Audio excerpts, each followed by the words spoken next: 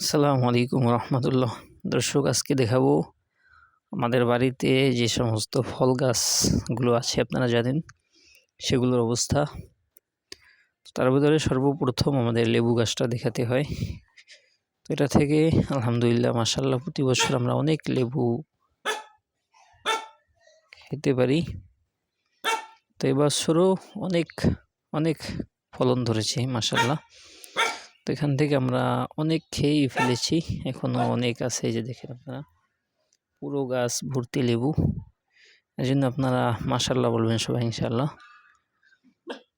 চারোদিকে এখান থেকে আরও বেশি ছিল, আমরা অনেক লেবুই আমরা এখান থেকে ছিঁড়ে নিয়েছি।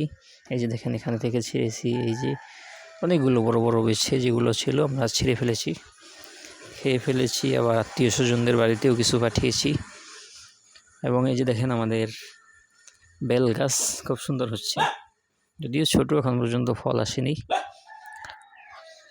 আমাদের আম গাছ, এই যে আপনারা জানেন বড়ই গাছটা আমরা কেটে ফেলেছিলাম, সেখান থেকে ডাল পাতা হয়েছে।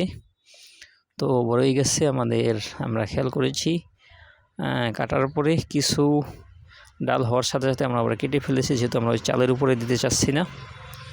আর যেগুলো আছে ওই অল্প ডাল, এখানে আলহামদুলিল্লাহ যে দেখেন ফুল আসতেছে খুব সুন্দর। এই যে এই যে তো কিছু কিছু জায়গায় মাঝে বড়ইও হয়েছে, ফল হচ্ছে আর কি, এখন পর্যন্ত পরিপূর্ণ হয়ে নাই। তো এক্ষেত্রে আলহামদুলিল্লাহ খুব ভালো। বড়ই গাছটাও খুব সুন্দর হয়েছে, একেবারে কেটে ফেলেছিলাম, আপনারা হয়তো ভিডিওতে দেখেছিলেন। ওই চালটাকে বাঁচানোর জন্য মূলত। এই যে আমাদের যেটাকে বলে সবেদা গাছ, তো এটা এখন পর্যন্ত ফল আসেনি, গাছটা খুব সুন্দর হচ্ছে। আমাদের সবচেয়ে আকর্ষণীয় যে গাছটা, যেদিকে সবাই মনোযোগী, সেটা হলো 12 মাসি আম গাছ। এই যে দেখেন আম হয়েছে আলহামদুলিল্লাহ, অন্যান্য বছরের তুলনায় বা অন্যান্য বারের তুলনায় এবার অনেক বেশি ফলন আসছে। এই যে দেখেন ডাল পাতার মাঝে মাঝে অনেক আম।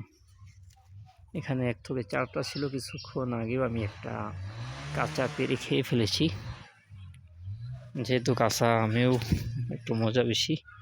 এই যে দেখেন মাশাআল্লাহ, সবাই মাশাআল্লাহ বলবেন আশা করছি।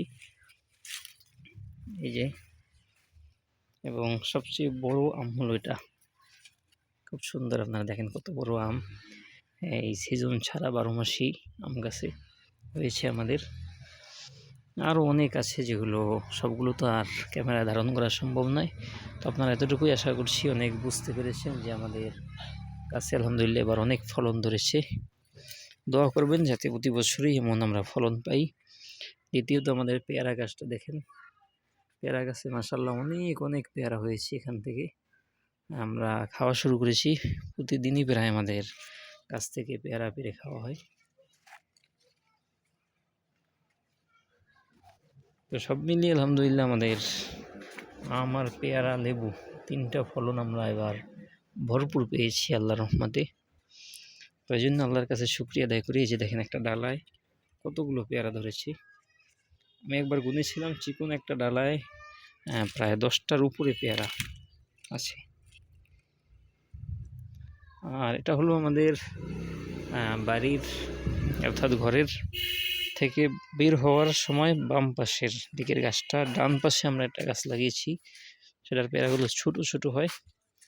তো গাছটা ছোট ছিল, আলহামদুলিল্লাহ বড় হয়েছে। তো অন্যান্য বছরের তুলনায় এই গাছটাও ফলন খুব ভালো, যদিও এটা পেয়ারাগুলো পাকে একেবারে পরে, মাত্র শুরু হচ্ছে পেয়ারা ফলন হওয়া।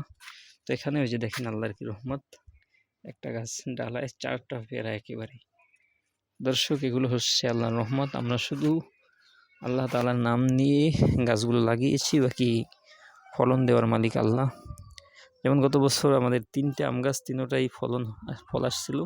তো এবার এই আম গাছটা, এরপরে এই পাশের এই আম গাছটায় আমাদের ফল আসেনি, তো একটাই সে তুলনামূলক অনেক হয়েছে।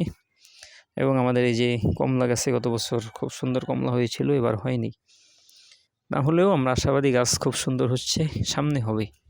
এই যে দেখেন, এবার জাম্বুরা গাছ আছে, সেগুলোও এবছর গাছ সবচেয়ে ছোট জাম গাছ আছে। এই যে, তো দর্শক, সব মিলিয়ে আলহামদুলিল্লাহ আমাদের অল্প সংখ্যক জায়গা হলেও এখানে ফল গাছ বা অন্যান্য শাকসবজি সবকিছু লাগিয়ে আমরা খুব ভালো সফলতা পাচ্ছি আল্লাহর রহমতে।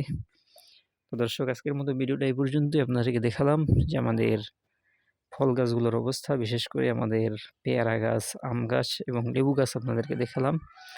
আপনারা মাশাআল্লাহ সকলেই আশা করছি দেখার সাথে সাথে মুখে এসে পড়বে। দ্বিতীয়ত আপনার কাছে আরও দোয়া চাচ্ছি যেন আল্লাহ আরও ভালো ফলন আমাদেরকে দান করেন এবং আমরা আরও ভালো করে গাছগুলোর যত্ন নিতে পারি। এবং আপনারাও আপনাদের যদি অল্প জায়গাও হয়ে থাকে, অল্প হলেও আপনারা নিজেরা ফল গাছ এবং শাকসবজি চাষ করে খাওয়ার চেষ্টা করবেন। তো দর্শক, আমাদের ভিডিওটা দেখার জন্য আপনাদের অসংখ্য ধন্যবাদ জানিয়ে আজকের মতো বিদায় নিচ্ছি। আসসালামু আলাইকুম ওয়া রাহমাতুল্লাহ।